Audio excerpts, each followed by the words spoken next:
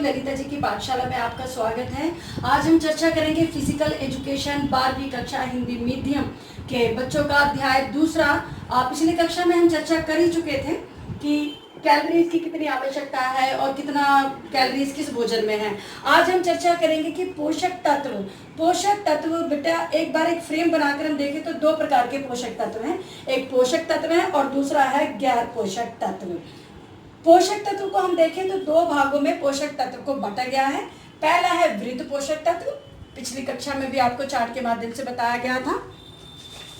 इस चार्ट में जैसा कि बड़े आराम से इसे समझाया गया था पूरा ट्री बनाकर, और इसी को जैसा कहा गया था कि पूरा खुलकर ब्लैक बोर्ड पर। अब मैं इस ब्लैक बोर्ड पर देखती हूं तो वृत्त पोषक तत्व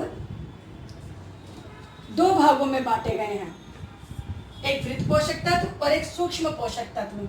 वृत्त पोषक तत्व के भाग है कार्बोहाइड्रेट, प्रोटीन, जल और वसा।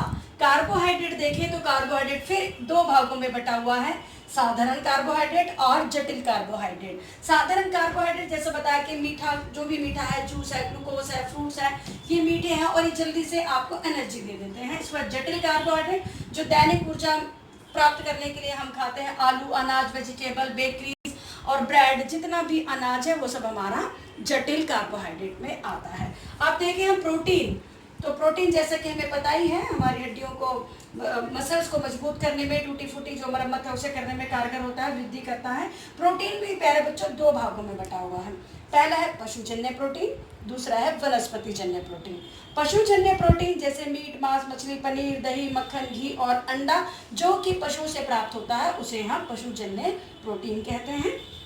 वनस्पति जो वनस्पति पेड़ पौधों से, खेतों से प्राप्त होता है उसे वनस्पति जन्य प्रोटीन कहते हैं।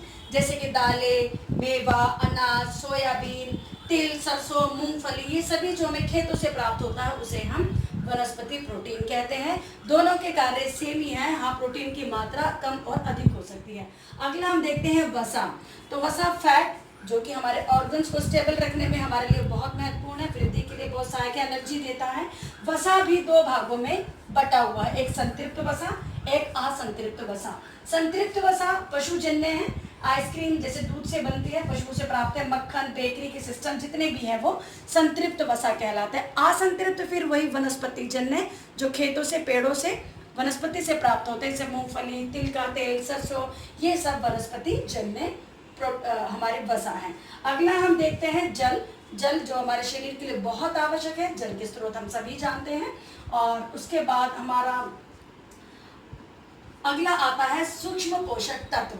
सूक्ष्म पोषक तत्व एक बार ध्यान से देखें, ये हमारा जो बृहद पोषक तत्व है डेली दिनचर्या के लिए, एक बॉडी के फ्रेमवर्क के लिए बहुत आवश्यक है। सूक्ष्म पोषक तत्व है जो इम्यूनिटी को बढ़ाते हैं, हमारे खून की कमी, कैल्शियम की कमी, जितने भी हमारे पोषक तत्व हैं उनकी वृद्धि करता है। तो सूक्ष्म पोषक तत्व भी दो भागों में विभाजित है, पहला है खनिज और दूसरा है विटामिन। अब बड़ी मजे की बात है कि खनिज भी दो भागों में है, बड़े आराम से हम इसे देख सकते हैं और याद रखने के लिए कि हर भाग दो भागों में विभाजित है। वे खनिज, वृहद खनिज और सूक्ष्म खनिज। वृहद खनिज कैल्शियम, मैग्नीशियम, फास्फोरस, सोडियम और पोटेशियम, ये हमारी बोन की मरम्मत करना, बोन को बढ़ाना, बोन की वृद्धि करने के लिए सहायक है। और सूक्ष्म खनिज है लोहा, तांबा, आयोडीन, क्रोमियम और कोबाल्ट जो कि हमारे लहू, रक्त या खून जिसे कहते हैं उसके पोषक तत्वों की पूर्ति करता है। इसके बाद सूक्ष्म पोषक तत्व का दूसरा भाग है विटामिन। विटामिन भी दो प्रकार के हैं, जल में घुलनशील विटामिन और वसा में घुलनशील विटामिन। तो देखिए जल में घुलनशील विटामिन जितना भी बी फैमिलीज हैं जो हमारी बॉडी को इम्यूनिटीज देते हैं, पावर देते हैं, ताकत देते हैं, कमजोरी को दूर करते हैं, वो है बी फैमिली पूरा, B1, B2, B5, B6, B7, B9, B12 और इसी के साथ विटामिन सी। विटामिन सी जितने भी खट्टे पदार्थ हैं उससे विटामिन सी पाया जाता है। टमाटर है, आंवला है, हरी मिर्च में विटामिन सी है। और सबसे बड़ा सोर्स जो खट्टा नहीं है लेकिन विटामिन सी का सबसे ग्रेटेस्ट सोर्स है अमरूद। अमरूद खाने में से बहुत सारा हमें विटामिन सी मिलता है। इसी प्रकार विटामिन का दूसरा भाग है वसा में घुलनशील vitamin. Vitamin A, E, D और के, ये सभी विटामिन हमारे शरीर को मजबूत बनाने में, बीमारियों से बचाने में, इम्यूनिटी बढ़ाने में, शरीर को ताकत देने में, शरीर की कमजोरी दूर करने में सहायक है। ये हमारा एक पार्ट हुआ पोषक तत्व। इसी का दूसरा पार्ट है गैर पोषक तत्व। इसे भी हमने चार्ट में समझ लिया, एक बार फिर से हम ब्लैक बोर्ड पर देखेंगे। गैर पोषक तत्व है हमारे फोक या फाइबर, जल, स्वाद यौगिक, रंग यौगिक और पादप यौगिक। फोक फाइबर जैसे कि हम जानते हैं बहुत जरूरी है, जो भी हम खाना खाते हैं उसे पचाने में सहायक होता है। जल अत्यंत महत्वपूर्ण है, शरीर को पाचन क्रिया के लिए महत्वपूर्ण है, चपलता देता है, शरीर के खून को पतला करता है जिससे कि हम सबल और मजबूत बनते हैं। स्वाद यौगिक है, किसी भी खाने में स्वाद के लिए कुछ डाल देना, जैसे दूध में हम बॉर्नविटा डाल देते हैं, केसर डाल देते हैं, बादाम मिक्स कर देते हैं, या कुछ भी बाहरी जो आर्टिफिशियल कलर्स वगैरह डाल देते हैं खाने के लिए, ये स्वाद यौगिक है। रंग यौगिक, जैसे जर्दा बनाते हैं तो उसमें लाल रंग डालते हैं, बिरयानी में रंग डाल देते हैं, आइसक्रीम बनाते हैं तो उसमें भी कोई ना कोई कलर, जिस भी खाद्य पदार्थ में कोई भी रंग डाला जाए उसे हम रंग यौगिक खाद्य पदार्थ कहते हैं। और इसके बाद है पादप यौगिक, जैसे कैफीन। साथियों, ये जितने भी गैर पोषक तत्व हैं शरीर में कोई लाभ नहीं देते, शरीर में अपितु उसके विपरीत हानि देते हैं। कुछ ना कुछ ऐसी बीमारियां या कहीं ना कहीं शरीर में ऐसा कुपोषण या कुछ भी ऐसी इन्फेक्शन हो सकता है। लेकिन एक पादप यौगिक है, जैसा कि आजकल रिसर्च के माध्यम से माना जा रहा है कि कैंसर के उपयोग में ये सहायक हो सकते हैं क्योंकि ये पौधों से प्राप्त होते हैं। तो ये हमारी आज की चर्चा रही खेल तथा पोषण, और इसको हमने पूरा 2 भागों में बांटा, पोषक तत्व और गैर पोषक तत्व। और पोषक तत्व जो हमारे हमने उसको बताया वृत्त पोषक तत्व और सूक्ष्म पोषक तत्व। तो आज की कक्षा में ये पोषक तत्व का पूरा एक फ्रेमवर्क है। इसे बढ़ाने के लिए, लिखने के लिए इसमें कंटेंट की आवश्यकता है, जो कि हमारे पास टेक्स्ट बुक है उससे भी पढ़ सकते हैं। और ये इसके अंदर सभी के कैल्शियम के सोर्सेज क्या है, मैग्नीशियम के सोर्सेज क्या है, इनके लाभ क्या है, अधिक हो जाए तो कमी हो जाए तो क्या नुकसान है, इस प्रकार की पूरी चर्चा एक बोर्ड के एग्जाम में हम देंगे तो पूरा इसकी फिलिंग करनी पड़ेगी। तो ये हमारा पोषक तत्व का आज का रहा। इसी के साथ अगली कक्षा की चर्चा करते हैं जो हमारा फूड मिथ है। साथियों, जो भी हम खाना खाते हैं तो कहीं ना कहीं हमारे परंपरागत या कल्चर के अनुसार या तथाकथित बातों में हम ऐसा मानते हैं कि कुछ फूड मिथ होते हैं जिन्हें खाने से हमारे शरीर पर नुकसान करते हैं। इसे बड़ी खूबसूरती से इस चार्ट पेपर के ऊपर उतारा गया है, आप देख सकते हैं कि विभिन्न खाद्य मिथक, जिन्हें हम कहते हैं फूड मिथ या खाद्य के मिथक। कुछ ऐसे मिथक हैं जैसे कि लोगों को कहते हैं कि खाना खाने समय पानी ना पिए, कुछ कहते हैं खाना खाने के बाद तुरंत ना पानी पिए, कुछ का कहना है कि खाने से पहले पानी ना पिए। कुछ इस प्रकार के मिथ हैं, जैसे कि लिखा खाना खाते समय पानी पीने से मोटापा बढ़ता है। ऐसा कैसा हो सकता है साथियों? ये पानी जब भी शरीर को प्यास लगे, चाहे वो खाने से पहले हो या खाने के बीच में हो या खाने के बाद हो, मैं समझती हूँ हमेशा अपने शरीर की बात सुननी चाहिए। ये मिथक नहीं है क्योंकि पानी प्राकृतिक है, उसका कोई भी नुकसान होना सभी रिसर्च कह चुकी है, अभी तक कोई ऐसा परिणाम सामने नहीं आया है। दूसरे की हम चर्चा करते हैं कि बड़ा ये परंपरागत है कि मछली खाने के बाद दूध नहीं पीना है। ऐसा लोग कहते हैं कि मछली खाने के बाद दूध पीने से वाइट चकते हो जाते हैं। साथ ही वो वाइट चकते मछली खाने के बाद दूध पीने से नहीं होते। कई बार किसी मछली में कोई ऐसा तत्व होता है या इन्फेक्शन होता है, ये मछली खराब होती है जिसके कारण वो इन्फेक्शन होता है। तो किसी भी प्रकार की मछली खाने के बाद दूध का सेवन कोई आवश्यक नहीं है कि इससे चकते हो सकते हैं, ये भी एक भ्रम है, ये एक मिथ है। अगला हम देखें, बात लोगों को बहुत चर्चा में है कि भूखा रहने से भार कम हो जाता है।